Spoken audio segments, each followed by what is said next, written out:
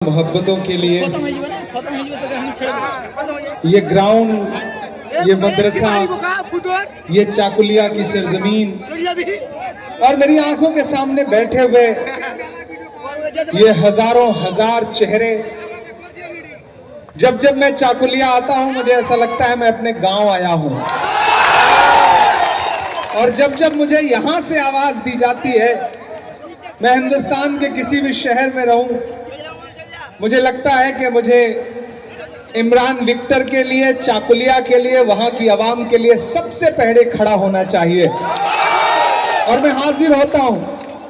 और यहां आकर के जो मुझे सबसे खुशी मिलती है वो ये भी मिलती है कि जितनी तादाद में नौजवान साथी, बुजुर्ग यहां पे होते हैं, उतनी ही तादाद में यहां माएं बहनें भी इकट्ठा रहती हैं।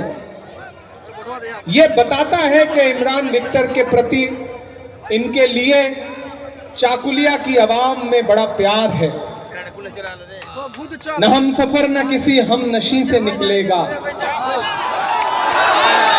न हम सफर न किसी हम नशी से निकलेगा, हमारे पांव का कांटा हम ही से निकलेगा, और वतन की रेत हमें एड़ियां रगड़ने दे, हमें यकीन है पानी यहीं से निकलेगा। मुझे याद है 2024 में उस तरफ स्टेज था और सामने हजारों हजार की तादाद में आप लोग इकट्ठा थे। मैं पार्लियामेंट के इलेक्शन में इमरान विक्टर के लिए आपसे वोट मांगने आया था। आपने बड़ी तादाद में वोट दिया भी, लेकिन अफसोस रहा कि मेरा ये भाई देश की पार्लियामेंट में नहीं पहुंच सका।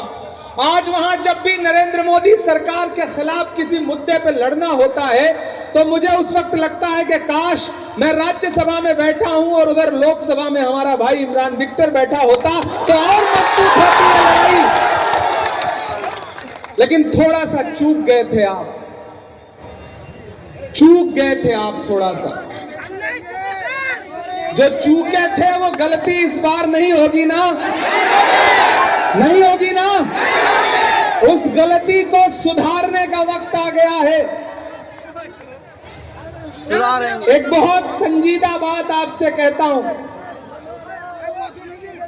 इमरान विक्टर की पॉलिटिक्स और इमरान विक्टर की सियासत, आपके लिए इमरान घर का बेटा है, भाई है, लेकिन आप यकीन जानिए कि इमरान के लिए आवाम की जो मोहब्बत है उसकी गूंज दिल्ली तक सुनाई पड़ती है, दिल्ली के गलियारों तक सुनाई पड़ती है। जब भी पश्चिम बंगाल की पॉलिटिक्स में कांग्रेस पार्टी के नेताओं का जिक्र होता है, फहरिस्त बनती है, तो उसमें इमरान विक्टर का नाम ऊपर से टॉप 3 में रहता है। आपने इन्हें 3 बार एमएलए बनाया है,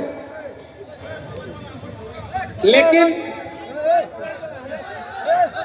अब ये मान के चलिए, जो लोग आगे खड़े हैं उन्हें खड़े रहने दीजिए, मैं तो दिखाई ही पड़ रहा हूं, कौन सा दिक्कत है। मैं नरेंद्र मोदी थोड़ी हूं कि गायब हो जाऊंगा, मैं खड़ा हूं आपके सामने, आप परेशान ना हो। अभी तो जो परसीमन का बिल लेकर के आए थे उस पे हारे हैं, आने वाले दिनों में हर जगह से हारेंगे और बिल्कुल ऐसे गायब हो जाएंगे जैसे आजकल अडवाणी जी गायब हो गए हैं। तो चाकुलिया वालों, मुझे पता है आप हजारों की तादाद में इकट्ठा हैं, और जितना आप यहाँ हैं, मैं तो हेलीकॉप्टर से ऊपर देख रहा था, उतना ही लोग जाम में भी फंसे हुए हैं, सड़कों पर फंसे हुए हैं, या जानबूझ करके जाम लगा करके उन्हें रोक दिया गया है। लेकिन लोगों को इस ग्राउंड में आने से रोका जा सकता है, ईवीएम की बटन दबाने से नहीं रोका जा सकता। इसलिए चाकुलिया वालों, सियासत है, अदावत है, परिंदा है, शिकारी है, सियासत है, अदावत है, परिंदा है, शिकारी है, मगर इन सारी चीजों पर मोहब्बत अब भी भारी है। इसलिए मैं अपने इस भाई के लिए आपके सामने अपना दामन फैला के बस ये कहने आया हूं कि मैं आपसे एक एमएलए जितवाने की अपील कर रहा हूं इमरान विक्टर को। आप इसे जितवा के भेजिए। ये एक एमएलए अगर 100 एमएलए पे भारी ना रहा तो फिर मेरी बात को पलट जाऊंगा। मैं आपको भरोसा दिलाता हूं और ये जो आपके बीच में आकर के बीजेपी का इसका उसका डर दिखाएंगे, किसी झांसे में मत आना। उनको आपने चुन के देख भी लिया है। जिन्होंने आपको भुट्टे के खेत में सोने पे मजबूर किया, ताली तो अगली बात पे बजनी है। जिन्होंने आपको भुट्टे के खेत में सोने पे मजबूर किया, 23 तारीख को उनका पॉपकॉर्न बना देना। बिल्कुल इस मूड के साथ जाना है बूथ पर कि इस बार कोई चूक नहीं करनी है, कोई गलती नहीं करनी है। किसी ने कहा है कि आग को पानी का डर बना रहना चाहिए। ये जो नफरत की आग है और ये जो हुकूमत जलाने की कोशिश करती है, उसके खिलाफ पानी कौन है? इमरान विक्टर है। तो इसका डर बना रहे। मैंने कहा ना, एक बहादुर आदमी की आवाज को पश्चिम बंगाल की असेंबली में पहुंचाओ। मैंने तब भी कहा था कि ये आपके मुद्दे पर यहाँ की असेंबली में लड़ेगा हमारा भाई, और आपको जरूरत पड़ेगी तो इंशाअल्लाह आपके मुद्दे पर ये असेंबली में लड़ेगा और मैं देश की सबसे बड़ी पार्लियामेंट में लड़ूंगा।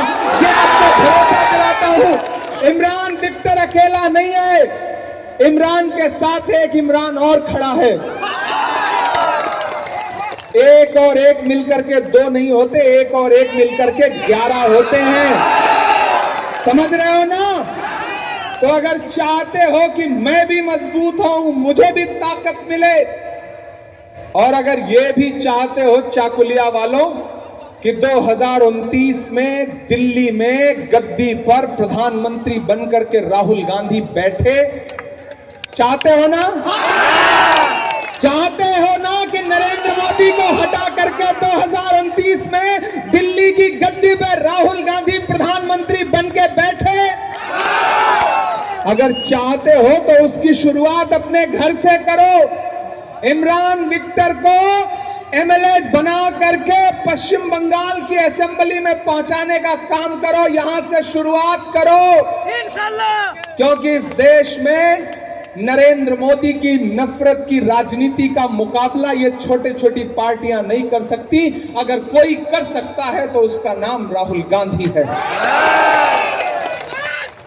याद करो वो दिन 7 सितंबर 2022, कन्याकुमारी में समंदर के साहिल पे खड़े हुए राहुल गांधी बस एक नारा लगाते हुए निकले थे कि नफरत छोड़ो भारत जोड़ो। मुझे नफरत के बाजार में मोहब्बत की दुकान खोलनी है। मैं चला हूं उनके साथ। यहां उमर बैठे हैं, वसी हैं, ये सारे लोग गवाह हैं इस बात के। इमरान विक्टर भी चले हैं उनके साथ। हम लोग चलते थे, बस एक नारा लगता था कि हमें नफरत के बाजार में मोहब्बत की दुकान खोलनी है। मीडिया के साथी मुझसे कहते थे कि इमरान साहब आप सांसद बाद में हैं, पहले शायर हैं, राहुल गांधी के कंधे से कंधा मिलाकर चल रहे हैं, क्या कहेंगे? तब मैं कहता था कि जो हर जालिम से टकराएगी वो आंधी बनाऊंगा, जो हर जालिम से टकराएगी वो आंधी बनाऊंगा। नए अंग्रेज आए हैं, नया गांधी बनाऊंगा। मेरे भाई, वो आदमी नफरत के खिलाफ लड़ रहा है। वो आदमी नरेंद्र मोदी की उस सोच के खिलाफ लड़ रहा है जो डॉक्टर बाबा साहब अंबेडकर के संविधान को कुचलने की सोच है, मौलाना आजाद के सपनों के हिंदुस्तान को कुचलने की सोच है, जो महात्मा गांधी की जमहूरियत को कुचलने की सोच है। और अगर आपको लगता है कि यहां पश्चिम बंगाल की हुकूमत उसे रोक पाएगी तो मुझे बताओ कि जब एसआईआर में आपका नाम काटा जा रहा था तो यह सरकार रोक पाई क्या? नहीं रोक पाई ना, क्योंकि जो आपके खिलाफ साजिशें किए बैठे हैं वो बहुत बड़े लोग हैं। उनको कोई रोक सकता है तो सिर्फ कांग्रेस पार्टी रोक सकती है, उनको कोई रोक सकता है तो सिर्फ राहुल गांधी रोक सकता है। हम आपको भरोसा दिलाते हैं, आप इमरान विक्टर को एमएलए बना करके असेंबली में पहुंचाइए। जिन जिन हाथों से, जिन जिन उंगलियों से, जिस जिस कलम से आपका नाम जानबूझ करके एसआईआर से काटा गया है, उनका गिरेबान पकड़ करके उन्हीं से आपका नाम पूरे दस्तावेजों के साथ फिर से डलवाने का काम किया जाएगा। उसकी लड़ाई लड़ी जाएगी। कोई साजिश चलने नहीं दी जाएगी। और ये जो नूरा कुश्ती चलती है ना भाजपा और टीएमसी के बीच में, उस नूरा कुश्ती को भी समझो, उस खेल को समझो।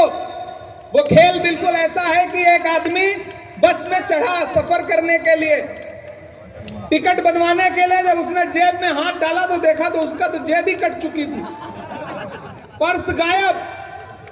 टिकट कलेक्टर बगल में खड़ा, उसने कहा पैसा दो, उसने कहा साहब जेब कट गई। बोला बहुत लोग आते हैं बताते हैं जेब कट गई, झूठ मत बोलो, पैसा दो वरना हाथ पकड़ के उतार दूंगा। इतने में पीछे एक आदमी बैठा था, वो खड़ा हो गया, उसने टिकट कलेक्टर से कहा आप सवारियों से बदतमीजी से बात नहीं कर सकते, टिकट की बात है, मुझसे पैसा लो, टिकट बनाओ। पैसा दे दिया। पूरा बस के जितने यात्री थे ताली बजाने लगे कि कितना शरीफ आदमी है। बाद में पता चला कि उसी ने जेब काटी थी। बिल्कुल यही नूरा कुश्ती चल रही है।